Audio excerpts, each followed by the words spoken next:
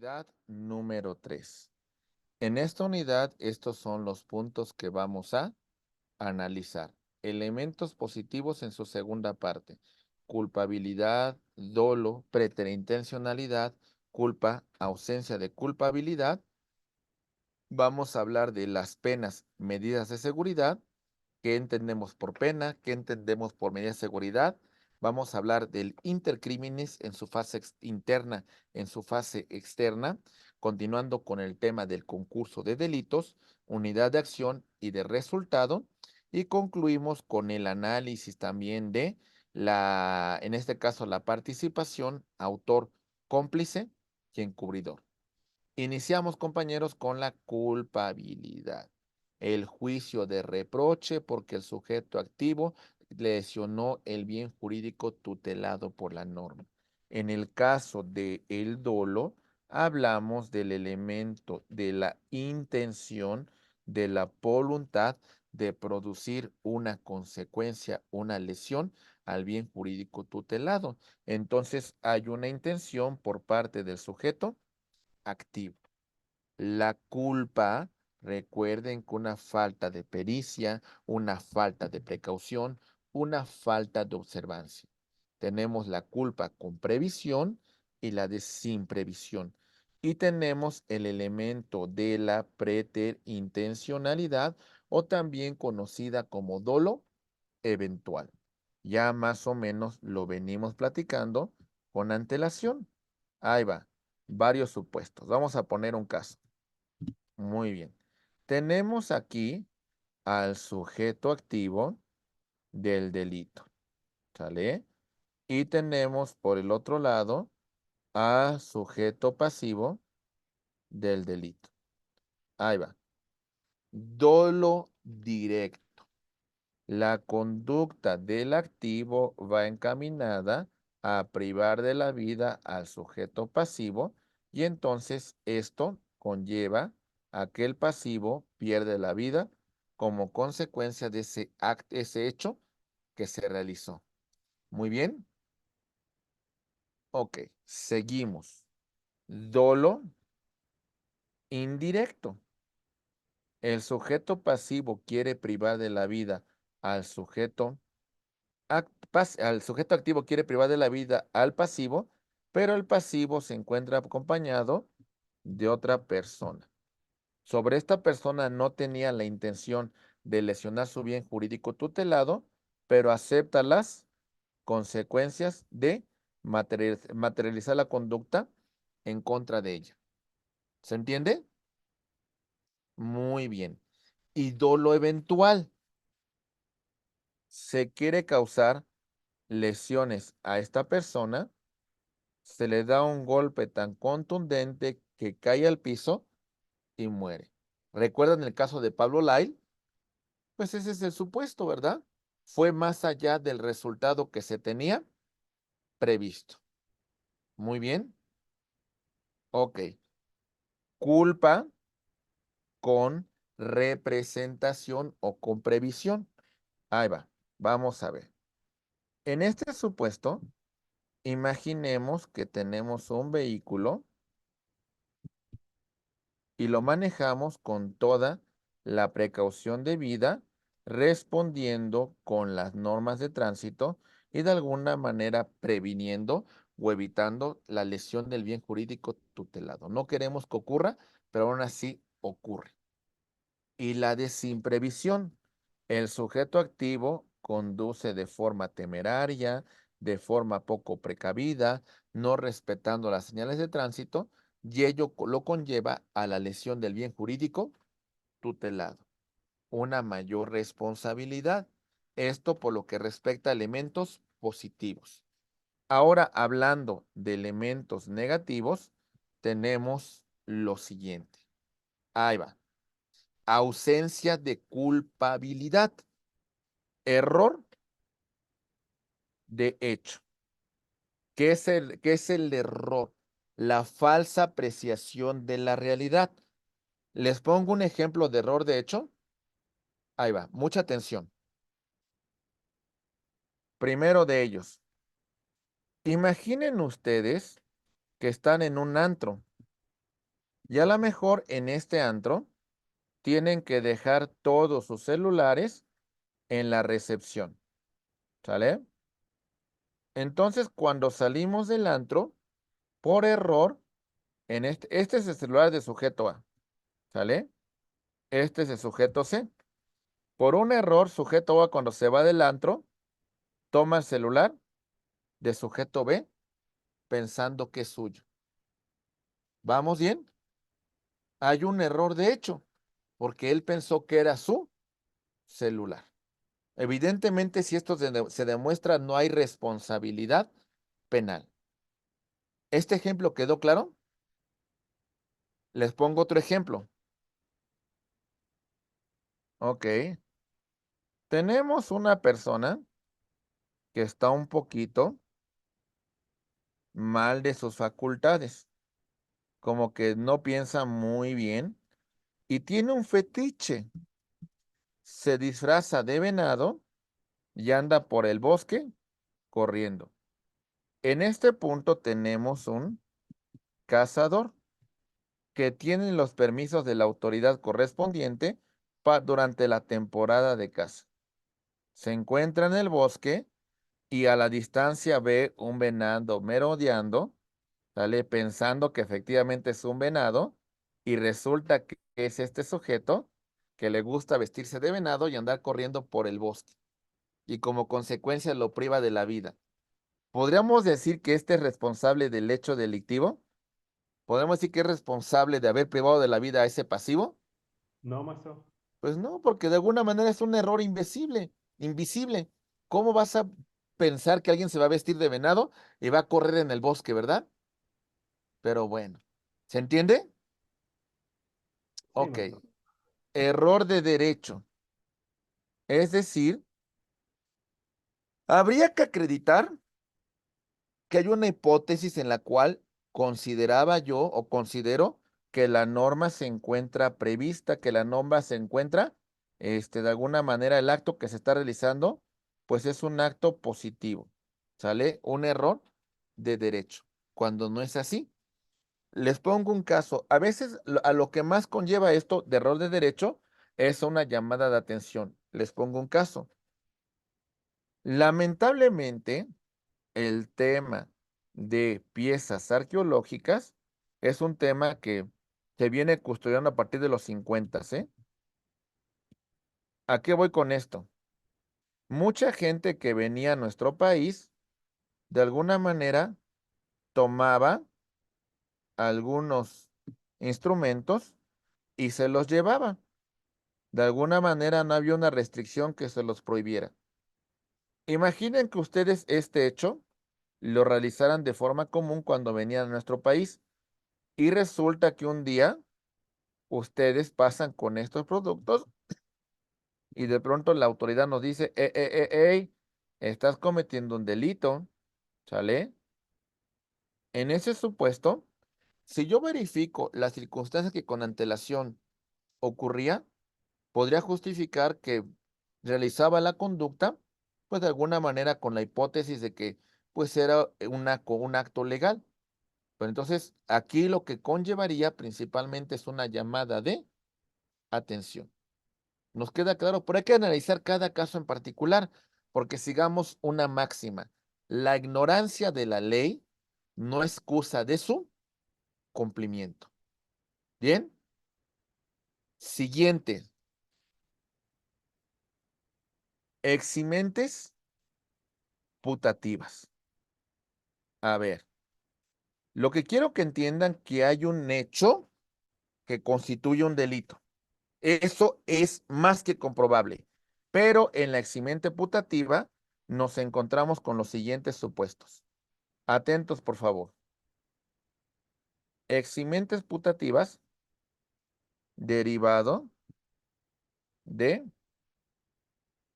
un tema de una ley de amnistía y la eximiente putativa de un indulto. Ley de amnistía. El Congreso de la Unión establece algunas conductas realizadas en determinado tiempo por política criminal no van a ser perseguidos. ¿Sale? Por ejemplo, lo del Ejército Zapatista de Liberación Nacional, que para 1994 se estableció una ley de amnistía para no para no integrar ninguna investigación contra personas que hubiesen intervenido durante ese movimiento del Ejército Zapatista. Es decir, el Congreso, a través de una ley de amnistía, nos dice que esa conducta no va a ser objeto de persecución. Bien. Y tenemos el indulto presidencial. En este caso, ya tenemos una sentencia condenatoria. ¿Vale? Y en esta sentencia condenatoria, ¿sí?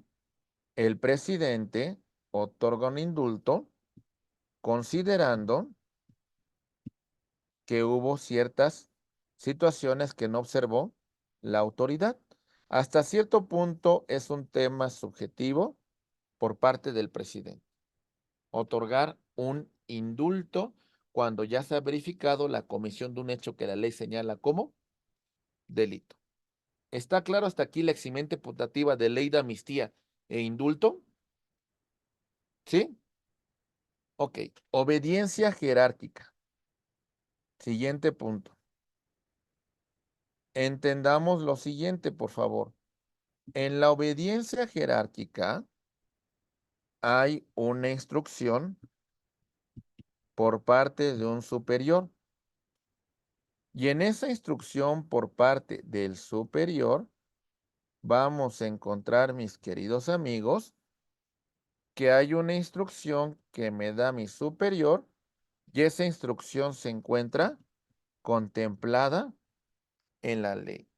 Entonces, cuando yo actúo, la actúo en atención a la orden de mi superior y a la instrucción que establece la norma. Muy bien. Ok. ¿Sale? Siguiente. Violencia moral. Vía compulsiva. Si se logra demostrar el tema del miedo, el tema de que actuamos por una fuerza exterior que nos obligó a actuar en determinado sentido, podemos encontrar el elemento de violencia familiar. Por ejemplo, aquí tenemos el caso de A que amenaza a B con causarle un daño. A le dice a B, a ver, B, te encargo que cometas para mí un delito. Y si no llevas a cabo este delito, amenazo que le voy a hacer daño a tu familia. Muy bien. Entonces, en este supuesto, si así lo logra demostrar B, podemos agregar una circunstancia de violencia moral vía compulsiva. Muy bien. Ok. Ya hemos hablado del estado de necesidad. Se sacrifica un bien jurídico para proteger uno de mayor jerarquía. Y también tenemos la cuestión de no exigibilidad de otra conducta. ¿A qué me refiero con esto, mis queridos abogados? Ahí va. ¿Han escuchado el caso de los sobrevivientes de los Andes? ¿Sí lo han escuchado, verdad? ¿Sí o no, compañeros? Sí, maestro. Sí hemos visto la historia. Ok, ahí va. En este supuesto, estamos de acuerdo que esa cuestión de comer los cuerpos de sus compañeros, que esa cuestión, pues a lo mejor de afectar, en este caso, la integridad corporal de una persona, pudiese constituir un delito, ¿verdad? Pero podríamos reprochar la conducta de estas personas de encontrarse en esta circunstancia tan apremiante. de estas No. circunstancias en la cual su vida se encontraba en riesgo? No. ¿Cómo, verdad? ¿Qué hacemos contra ello? Les pongo otro caso también muy fuerte. Ahí va.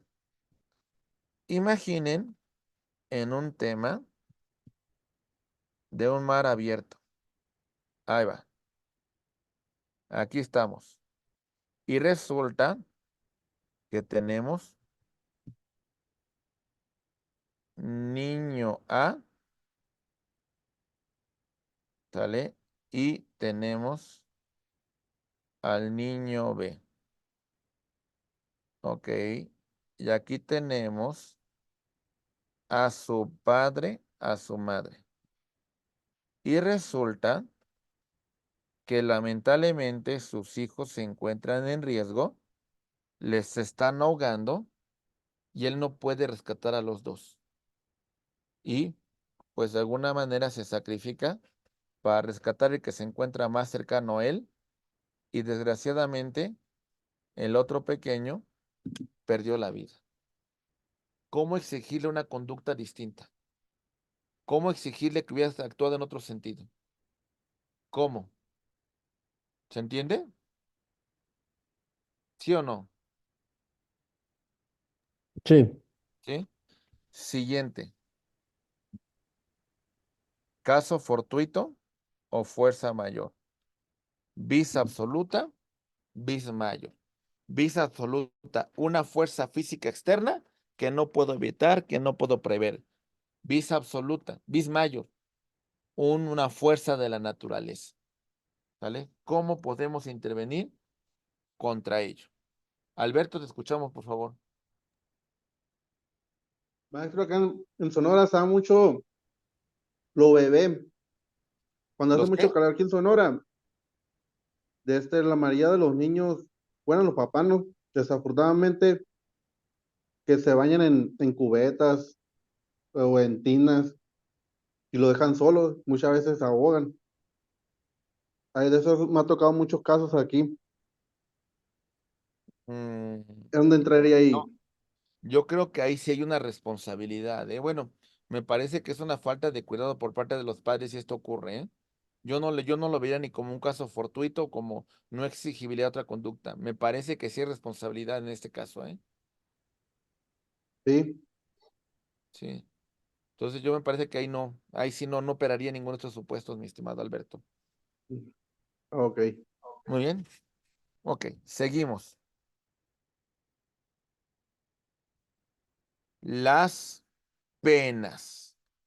Compañeros, en el tema de las penas son las consecuencias de la comisión de un hecho que la ley señala como delito. Por ejemplo, la pena de muerte implica la privación de la vida. La pena corporal implica un castigo, un sufrimiento para el condenado. Ambas se encuentran prohibidas por el artículo 22 de la Constitución. ¿Sale? No se llevan a cabo, pero lo ponemos como antecedente. Las penas contra la libertad. En este punto, por ejemplo, hablamos de la relegación cuando el sujeto activo, en este caso, es condenado y es privado de su libertad en un centro penitenciario. Entonces, en este punto, vamos a hablar que el sujeto activo, después de que se verifica su responsabilidad o durante una medida cautelar, va a ser de alguna manera presentado en este caso, ante el centro penitenciario donde será privado de su libertad y tendrá que compurgar su pena, su medida de seguridad. ¿Hasta aquí vamos bien? Ok. El confinamiento implicaría una cuestión de que la persona se va a encontrar recluida dentro de su propio hogar. Y tenemos también la prohibición del sujeto activo para acudir a un determinado lugar. ¿Ok? Bien. Pecuniarias. Tiene que ver con un tema material, con un tema de reparación del daño. ¿Alguna duda con el tema de las penas? ¿Algún comentario? ¿Está claro? ¿Sí? Muy bien. Contra ciertos derechos. Por ejemplo, la destitución laboral o la suspensión laboral. Mientras está en investigación el delito, hablamos de una suspensión. Cuando ya se establece una pena, ya hablaríamos de una destitución. Muy bien. Ok. Medidas de seguridad, que es muy distinto al tema de la pena. Ahorita vamos a verlo. Las medidas curativas. Por ejemplo, si el sujeto activo cometió el delito por una situación de alguna enfermedad mental, ¿cuál es el objeto de la medida curativa, compañeros? Pues que recupere esta salud que fue afectada, ¿verdad? Por ejemplo, si yo consumo drogas, alcohol y como consecuencia de ello cometí el delito, entonces la medida eliminatoria es que ya no consuma alcohol, que ya no consuma droga, ¿verdad? Educativas, pues de alguna manera conlleva a pues una formación profesional, un oficio que tiene que tener el sujeto activo, pues para que de alguna manera se comprometa a ya no volver a causar un daño. Entonces es muy importante estos elementos que hemos venido señalando. Continuamos con nuestra exposición y ahora tenemos, mis queridos amigos, la diferencia entre penas y medidas de seguridad. Empezamos con las penas. Tienen un contenido expiatorio. Es decir, al final de cuentas, la pena tiene una consecuencia. La pena es el castigo que impone el Estado cuando se determina la responsabilidad penal del sujeto activo. Entonces, primera referencia, hay un contenido expiatorio para esta pena. Y para entender el contenido, vámonos a la mínima del delito, vámonos a su máxima. Estos dos resultados los vamos a sumar y el resultado que me dé lo voy a dividir entre 2. ¿Sale? Y el resultado será la media aritmética para la persecución de los delitos. Muy bien. Esta es la pena. Medida de seguridad. Privación de un derecho con el fin de tutelar. Por ejemplo, la medida de seguridad de impedir al sujeto activo que acuda al lugar, al domicilio del sujeto pasivo, ¿cuál será el objeto de esta medida de seguridad, compañeros? ¿Cuál será? ¿Cuál será? ¿Ninguna? A ver, yo no entendí bien ¿cómo fue? La medida cautelar A ver, por ejemplo, en un delito de violencia familiar, ¿por qué la medida cautelar de que, en este caso el activo evite de alguna manera ir al domicilio del pasivo? ¿Por qué se establece esta medida? para evitar que llegue alguna situación de riesgo para para el pasivo.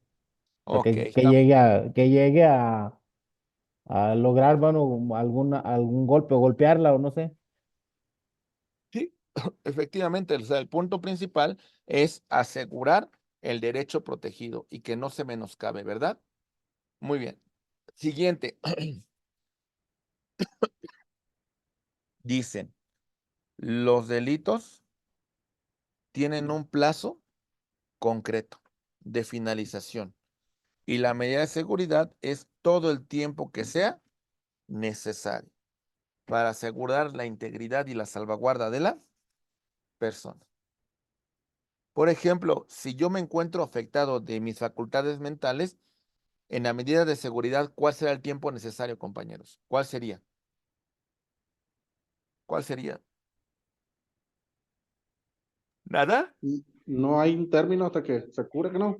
Pues el punto principal es, pues bueno, hasta que tengas una salud mental, pues bueno, en ese caso vas a seguir en tratamiento. ¿Vamos bien? Ok, siguiente. decimos este comentario. Ahí va. Los condicionales de la comisión es un hecho antijurídico y la culpabilidad del autor. En este caso verificamos tanto el elemento antijurídico como la culpabilidad, mientras que la pena tiene que ver más con la peligrosidad del activo. La pena es una consecuencia principal del delito y la medida de seguridad van a ser casos, en este caso sobre los casos principales, y a veces son accesorios de la respectiva pena.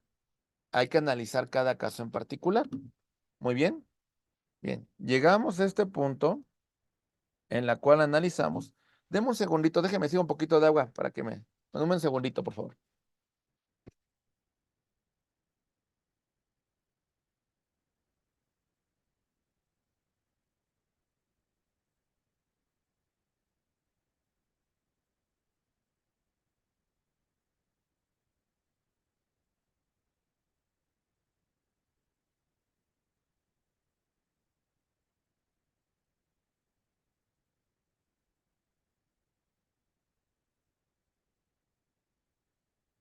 Perdón. ¿Alguna duda sobre penas y medidas de seguridad? ¿Vamos bien?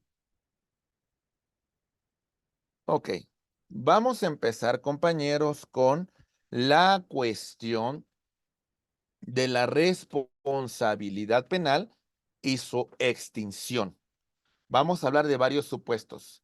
Primero de ellos, la muerte del sujeto activo. Se extingue la acción penal, pero no así lo referente al decomiso y los instrumentos del delito para reparación del daño. ¿Se entiende?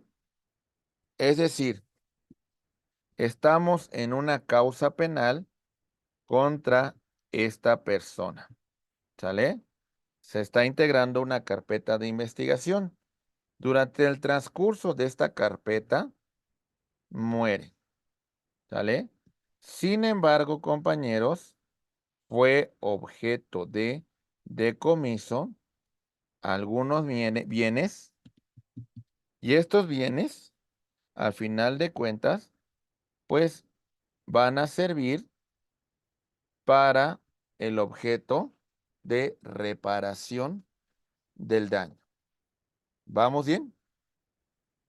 Ok, ya mencionamos el tema de la amnistía. El Congreso crea una ley para no castigar determinados delitos y en este caso resolver problemas sociales, como lo del Ejército Zapatista, ¿verdad? El tema de la amnistía. Bueno, perdón, del indulto. En este caso, el Poder Ejecutivo otorga un perdón cuando considere que hubo hasta cierto punto una injusticia contra el sujeto activo. Siguiente punto. Tenemos el perdón del ofendido. Se extingue la acción penal cuando en este supuesto el propio ofendido lo otorga el perdón ante la autoridad ministerial o la autoridad jurisdiccional según proceda. En este caso en particular hacemos referencia a delitos que se persiguen por querella. ¿Vamos bien? ¿Sí o no?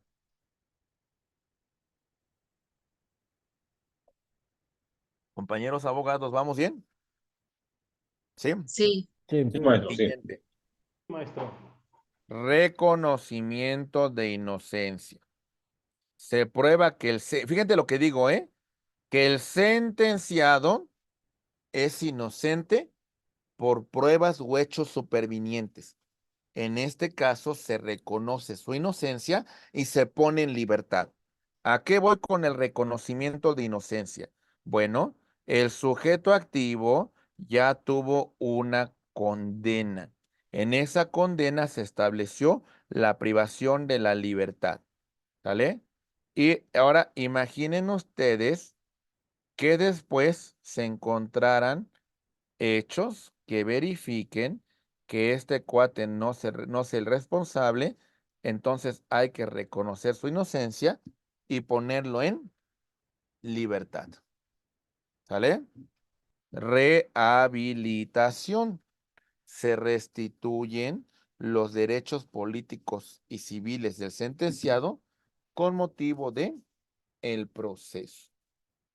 Continuamos con el tema referente con la prescripción.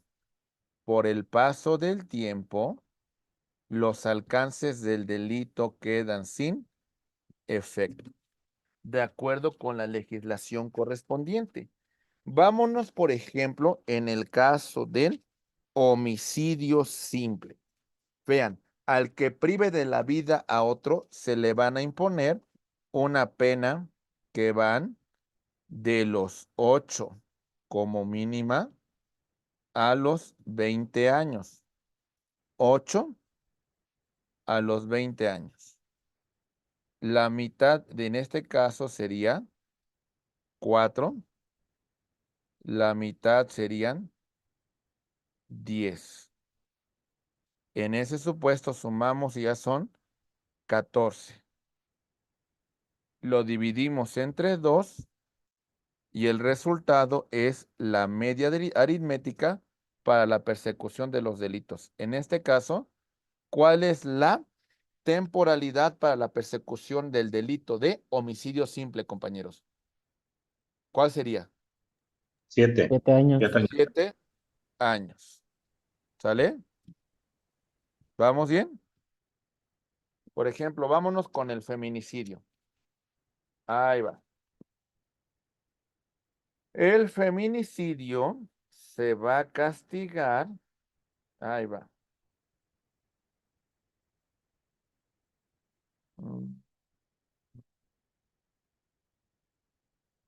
35 a 70 años de prisión.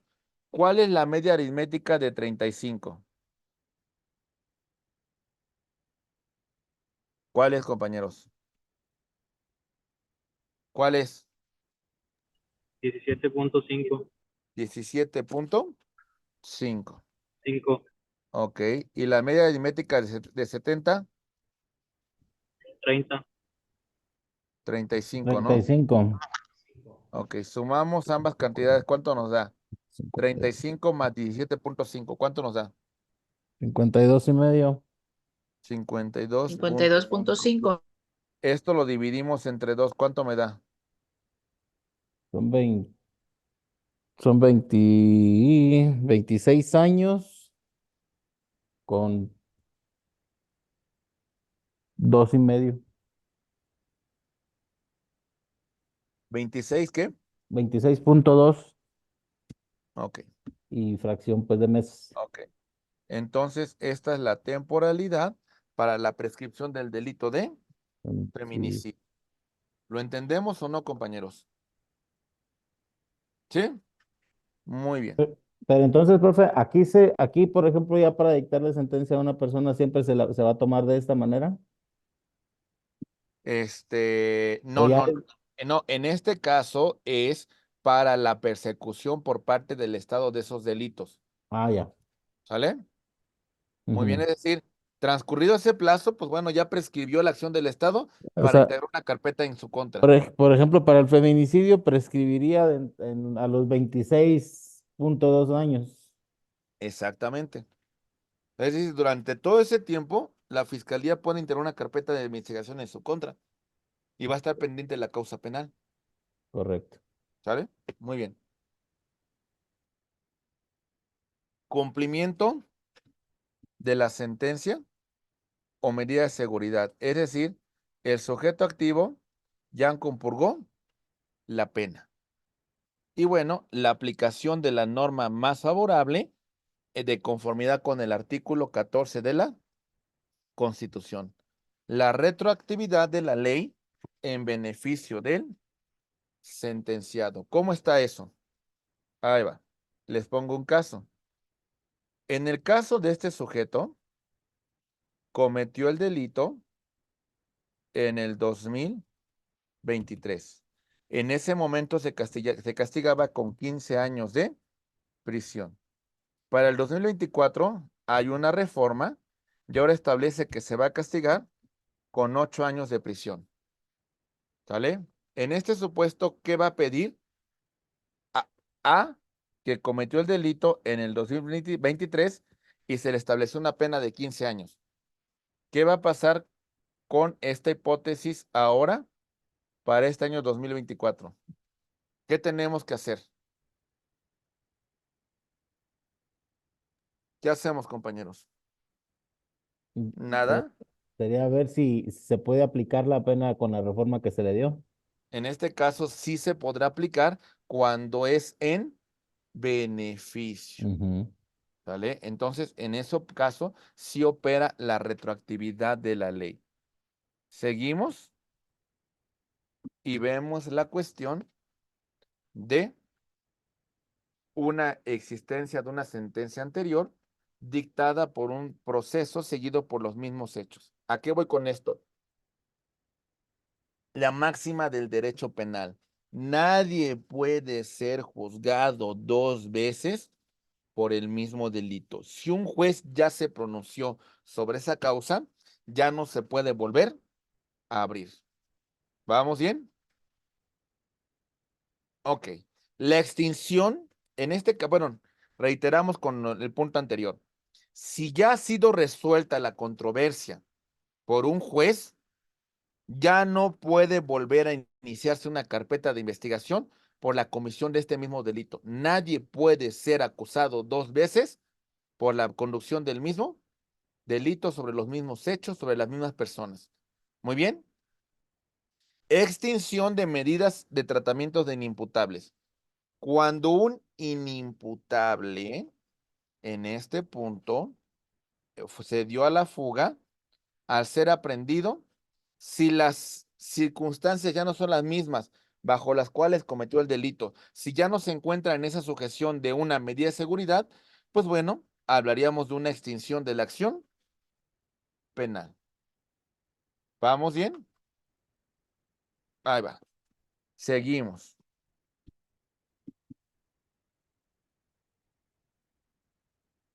Muy bien, compañeros. Vamos a empezar con el intercriminis. Tenemos la fase interna que no va a ser sujeta de sanción por la norma penal. Aquí se idea, aquí se prepara la conducta que vamos a desplegar. La fase externa. Conspiramos, ¿sale? Para organizarnos y cometer el delito. Amenazamos al pasivo para evitar su resistencia. Llevamos a cabo actos preparatorios y llegamos al tema de la tentativa. En este punto hablamos de inacabada por frustración propia del propio activo. ¿Qué significa esto? Bueno, en este supuesto, el activo quiere lesionar el bien jurídico tutelado del pasivo, pero es tan malo con el uso de las armas que cuando la acciona no da con su objetivo. ¿Sale? Es una frustración propia. Frustración impropia. Para que este sujeto activo no lleve a cabo su conducta, vamos a encontrarnos en la frustración impropia lo siguiente.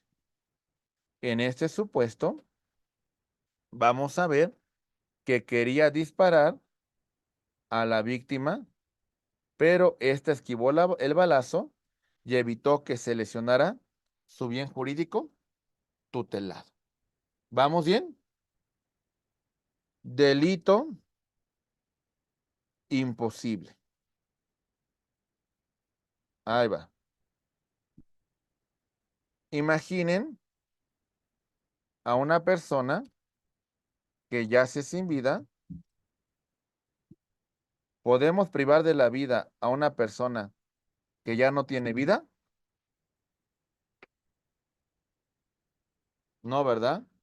No. ¿Sobre qué delito estamos hablando? ¿Sobre un delito? Imposible. Muy bien. Ok. Seguimos. Delito consumado. Delito perfecto. El que se materializó. Delito perfecto agotado. Se ha consumado y el sujeto se sustrae de la acción de la justicia. Bien. Intercriminis. Rápidamente llegamos a concurso de delitos. 1. Unidad de acción y de resultado. Una sola conducta, ¿sale?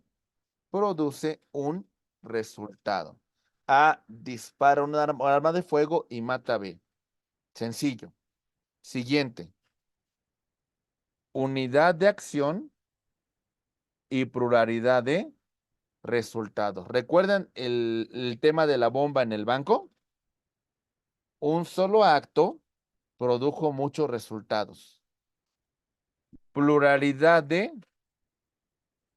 acciones con un solo resultado. Delito continuo. Es decir, varias acciones inconexas producen un solo resultado. Tenemos identidad entre el sujeto activo, ¿sale? Y el pasivo, ¿sale? Entre el activo y el pasivo. Muy bien. En este supuesto, sobre el activo y el pasivo realiza muchas conductas, pero producirá un solo resultado. Muy bien. ¿Está claro? ¿Sí o no? ¿Sí? Sí. Ok. Pluralidad de acciones con muchos resultados. El caso que mencionábamos de Ted Bundy. Bien. Autor. El autor es la persona que tiene el dominio del hecho y lleva a cabo la conducta. El actor intelectual es el que la planea, es el que instiga, es el que prepara. El autor material es el que lo lleva El que le a cabo, ejecuta. Ujú. es el que lo ejecuta. Coautor implica que ambos tienen el dominio del hecho y actúan en esa unidad para la consumación del delito. ¿Bien? ¿Hasta aquí vamos bien con autor y coautor? Sí. Ok. Recuerden que el autor mediato tiene que ver mucho con los temas que hemos venido exponiendo. El cómplice no tiene un dominio del hecho. Interviene en instrucción de un autor material, de un autor intelectual. Y aquí tenemos un cómplice primario cuando su actividad es muy importante para la consumación del bien jurídico tutelado. ¿Sale? Es importantísima. Por ejemplo, los cómplices que intervienen en el robo al banco, ¿creen que su actividad sea importante para que se consuma el delito o no, abogados? ¿Qué me dicen ustedes? Que sí. Sí es importante, ¿verdad? Sí. Entonces, en este supuesto, vamos a encontrar que los cómplices primarios, su intervención es fundamental para la consumación del delito.